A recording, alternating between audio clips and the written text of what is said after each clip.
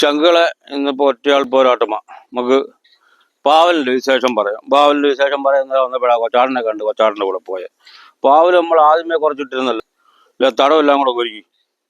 ഇത് ഞാൻ ഈ പറയുന്നത് ഇപ്പം എന്നെ വിളിക്കുന്ന കുറേ ചങ്കുകളുണ്ട്, സുഹൃത്തുക്കൾ. ഇതൊരു ചോര അതിനെ മൂട്ടി വെച്ചേക്കുന്നിട്ട് വിളിക്കുന്നത് കൂടുതലും പ്രവാസികളാണ്. പൊന്നോ നിങ്ങളെ വീഡിയോ ഞങ്ങൾ കാണുന്നുണ്ട്, എങ്ങനെയാ നാട്ടിൽ വന്ന കൃഷി ചെയ്ത മെച്ചപ്പെടുവോ എന്നൊക്കെ. ഇത് നമ്മളെന്താ പറഞ്ഞു കൊടുക്കുന്നത്? പിന്നെ ഇനിയിപ്പോൾ അവിടെ നിന്ന് ഒരാളൊന്നും വന്നിട്ട് ഇവിടെ അങ്ങോട്ട് സെറ്റാവല് വലിയ ബുദ്ധിമുട്ടാന്നേ മക്കളെ. വല്ല ശമ്പളവും അവിടെ എണ്ണിച്ചുട്ടപ്പം പോലെ കിട്ടുന്നെങ്കിൽ കൈ മേടിച്ച് വെച്ചോളി, അത് വലിയ കേസ്, വലിയ കഥയാത്. ഇവിടെ ഇനിയിപ്പം നിങ്ങൾ ഞാനൊക്കെ വന്ന് ഇവിടെ അങ്ങോട്ട് സെറ്റായതായി. ഇനിയിപ്പോൾ ഇവിടെ ഒന്നും നിങ്ങളൊന്നും വന്നിട്ടൊന്നും പെട്ടെന്നൊന്നും രക്ഷപ്പെട്ടു പോകൂല കേട്ടോ. പൈസ ഉള്ളവൻ ബിസിനസ് ചെയ്താലും ഒരുത്തനിറങ്ങി അധ്വാനിക്കാൻ പോയാൽ അധ്വാനിച്ചാൽ ഇന്നിപ്പം 10-800 രൂപ കിട്ടും. അത് കിട്ടൂല. അത് കിട്ടൂലെന്ന് പറഞ്ഞാൽ നമ്മളിവിടെ കിടന്ന് കഷ്ടപ്പെടൂല. നമ്മൾ കഷ്ടപ്പെടുന്നത് ഇതുപോലെ നമ്മൾ എവിടെയെങ്കിലും ഒക്കെ ആണെങ്കിൽ മാത്രം. ഇവിടെ കിടന്നല്ലാണ്ട് നമ്മൾ ചെയ്യൂല. നമ്മളെ നാട് വിട്ടു പോയാൽ മാത്രമേ ചെയ്യൂ. ശരി, അപ്പം പാവലിന്റെ വിശേഷം പറയാൻ വന്നു. എന്നാൽ അതിന്റെ പാവലിന്റെ അങ്ങനെ ആയിക്കട്ടെ. ഇപ്പൊ ഈ കേസ് ഞാൻ പറയാം. ഇപ്പം എൻ്റെ ചങ്കുകളെ 1-2 പേര് എന്നെ ഇപ്പം വിളിക്കുന്നുണ്ട്, 2-3 പ്രാവശ്യമൊക്കെ ആയിട്ട്. ഈ വിളിച്ചവരോട് എനിക്ക് പറയാനുള്ള, പിന്നെ നിങ്ങൾ വരാൻ തയ്യാറായി നിൽക്കുന്നു, നാട്ടിൽ വന്ന് കൃഷി ചെയ്യാം, കൃഷി ചെയ്തിട്ട് നമ്മളെ കണ്ടോണ്ടിരിക്കണം, കൃഷി ചെയ്തിട്ട് എന്തെങ്കിലുമൊക്കെ ചെയ്യാമെന്ന്. ഇപ്പോൾ ഒരാൾ തന്നെ, നമ്മുടെ 1-2 പേര് അങ്ങനെ നമ്മൾ സുഹൃത്തുക്കളായ, വീഡിയോ കണ്ടിട്ട് സുഹൃത്തുക്കളായ കുറേ പേരുമുണ്ട്. അപ്പോൾ അവരെല്ലാവരും കൂടെ ഒക്കെ കേൾക്കാനും അറിയാനും ഒക്കെ. വീഡിയോയ്ക്ക് ലെങ്ത് കൂടി പോയാലും സോറി, കാരണം കേൾക്കാൻ പറ്റുന്നവർ കേട്ടോളിയും. അതേപോലെ വരാൻ നിൽക്കുന്നവരും. നമ്മൾ ഇന്നിപ്പം പ്രത്യേകിച്ച് ഞാൻ യൂണിഫോമിലല്ലല്ലോ, അത് നമ്മൾ നെക്സ്റ്റ് ഒരു വീഡിയോയിൽ പറയും.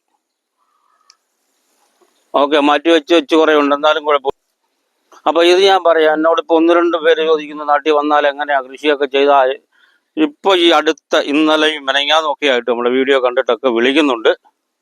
അപ്പോൾ അവരോടും കൂടിയൊക്കെ പറയാനുള്ളത് നമ്മുടെ നാട് ഇന്ന് അന്യ സംസ്ഥാനക്കാർക്കും, അതായത് ഈ ബംഗാളികളും, ഞാൻ ഇപ്പോൾ ഈ ബാർബർ ഷോപ്പിലെ കേസ് പറഞ്ഞു, ഇവർക്കൊക്കെയാണ് നമ്മുടെ മണ്ണിൽ അവരാണ് വളക്കൂറ് കണ്ടെത്തിയേക്കുന്നത്. നമുക്കിവിടം പറ്റുന്നില്ല. ഇന്ന് ഞാൻ ആ ബാർബർ ഷോപ്പിലെ കേസ് പറഞ്ഞത് അവരൊക്കെ എന്താണെന്നറിയോ, അവൻ ഒരു കടയും കൊണ്ടിരുന്നവനിപ്പം 7 സ്റ്റാഫ് അതിനകത്ത് തന്നെയായി, അടുത്തൊരു ഷോപ്പ് തുടങ്ങി. എന്നതുപോലെ ഈ മറ്റേ കൊറോണ വന്നതുപോലെയാണ് നമ്മുടെ ബംഗാളികൾ നാട്ടിൽ എത്തിയത്.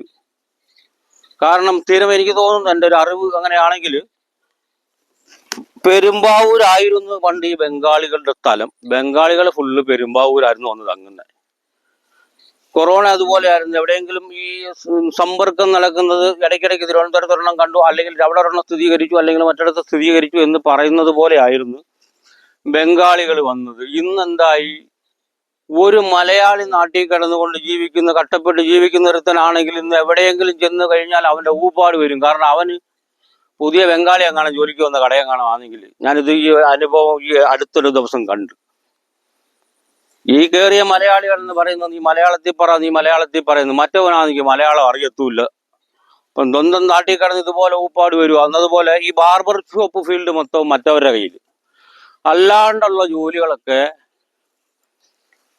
ഈ ബംഗാളികളും ഒക്കെ ആയിട്ട് നമുക്ക് പറ്റത്തില്ല. എന്നിവിടെ നമുക്ക് പറ്റത്തില്ലെന്ന് പറഞ്ഞാൽ നമ്മൾ ഇറങ്ങി തിരിച്ച് എന്തെങ്കിലുമൊക്കെ ചെയ്യാം. ഇപ്പൊ ഈ പറഞ്ഞതുപോലെ ഞാനിതൊന്നും പാവലിന്റെ കഥ പറയാൻ വന്നാൽ അതൊരു വലിയ ചരിത്രമുണ്ട്. അപ്പം നമ്മൾ എന്ത് ചെയ്താലും നമുക്ക് അതിനെപ്പറ്റി കുറച്ചെങ്കിലും നമുക്കും കൂടെ അറിവുണ്ടാവണം. ബാക്കിയൊക്കെ പറയുമ്പോൾ യൂട്യൂബിൽ നിന്നൊക്കെ തപ്പി പറയൊക്കെ എടുക്കാം.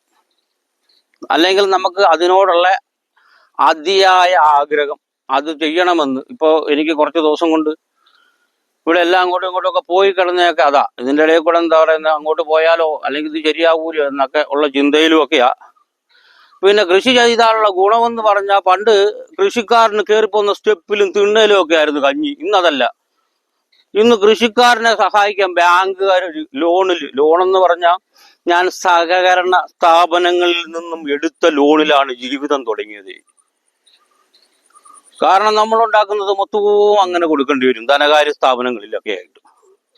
അതെല്ലാം കൂടെ ഒക്കെ ഇപ്പൊ തട്ടിപ്പറക്കാതെ ഏത് ബാങ്കിലാണെങ്കിലും നമ്മൾ ഈ കൃഷി ചെയ്തേക്കുന്ന പാട്ടക്കണ്ടത്തിന്റെ പറ്റിയിട്ടാണെങ്കിൽ പോലും അങ്ങോട്ട് കാണിച്ച് നമ്മളെ കൂടെ കാണിച്ചാൽ ഉടനെ ലോണൊക്കെയാ 3 ലോൺ കിട്ടും. ഞാനിപ്പോൾ ചെയ്തിരിക്കുന്ന അതാണ്. നമ്മളെ ചെറിയ ചെറിയ ചെറിയ ചെറിയ ആഴ്ചപ്പിരിവുകൾ, അതായത് ആഴ്ചയിൽ 7 ദിവസവും പിരിവായിരുന്നേ. നമ്മളുണ്ടാക്കി 10 രൂപ നമുക്കുള്ള മക്കൾക്ക് അരി മേടിക്കേണ്ടുന്ന പൈസ എല്ലാം കൂടി ഈ പിരിവുകാർ കൊണ്ടുപോകും. അപ്പൊ അതെല്ലാം കൂടെ ഒക്കെ തട്ടി പറക്കിയൊക്കെ ഇപ്പം ഞാൻ താണ്ട ഒരു വലിയ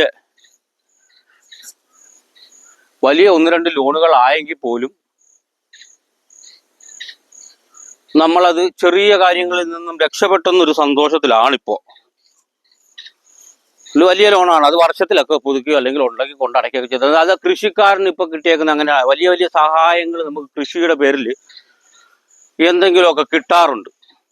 അത് വലിയൊരു അനുഗ്രഹമാണ് ആ ഒരു കാര്യത്തിൽ. എന്നതുപോലെ വരുന്നവർ നിങ്ങൾക്ക് എന്തെങ്കിലുമൊക്കെ അവിടെ കിട്ടാൻ വാക്കുണ്ടെങ്കിൽ അത് നോക്കി നിൽക്കുക. പിന്നെ ഈ പറഞ്ഞതുപോലെ ഞാൻ എന്നിട്ട് ഇന്നലെ വിളിച്ച ആളുടെ അടുത്ത് ചോദിച്ചു, സ്വന്തമായി സ്ഥലം വല്ലതും ഉണ്ടോ? 10-20 സെന്റ് കാണും, അതിലേലവും അതും ഇതൊക്കെ വെച്ചേക്കുക. ബാധ്യത ഉണ്ടെങ്കിൽ വരല്ലേന്നും പറഞ്ഞ് ബാധ്യതയും വരുത്തി ഇവിടെ വല്ലതും ഒക്കെ ചെയ്തിട്ടിട്ട് ഒന്നുമില്ലാതെ പോകും. ഇവിടെ ചെയ്യുന്നതിന്റെ അവസ്ഥ അത് തന്നെ. ഇന്നിപ്പോ ഞാൻ വീട്ടിൽ നിന്ന് ഇങ്ങോട്ടേക്ക് വരുമ്പോ 2 ദിവസമായെന്ന് തോന്നുന്നു ഒരു പന്നി, അത് ഇന്നലെയും കണ്ട ഞാൻ ഒരു വാർത്തയിലും കണ്ടിരുന്നു. പന്നി വന്ന് ഓട്ടോറിക്ഷ വന്ന് പന്നിക്കകത്ത് ഇടിച്ചിട്ട് ഓട്ടോറിക്ഷ മറിഞ്ഞ് ഉടനെ ഡ്രൈവർ മരിച്ചു. അപ്പൊ അതൊക്കെയാണ് ഇവിടുത്തെ കൃഷിയുടെ ഏറ്റവും വലിയ പ്രശ്നം. ഇപ്പൊ ഇവിടെ നടക്കുന്നത് അങ്ങനെയൊക്കെയാ. അപ്പൊ അതുകൊണ്ട് വന്ന് അവിടെ എന്തെങ്കിലുമൊക്കെ കിട്ടുന്നുണ്ടെങ്കിൽ അങ്ങനെ അങ്ങോട്ട് പോകുന്നതായിരിക്കും നല്ലത്. പിന്നെ എല്ലാവർക്കും അവരവരുടെ മനസ്സാണ്.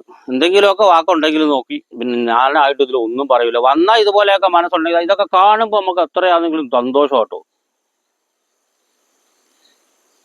നാട്ടിൽ നിൽക്കാം.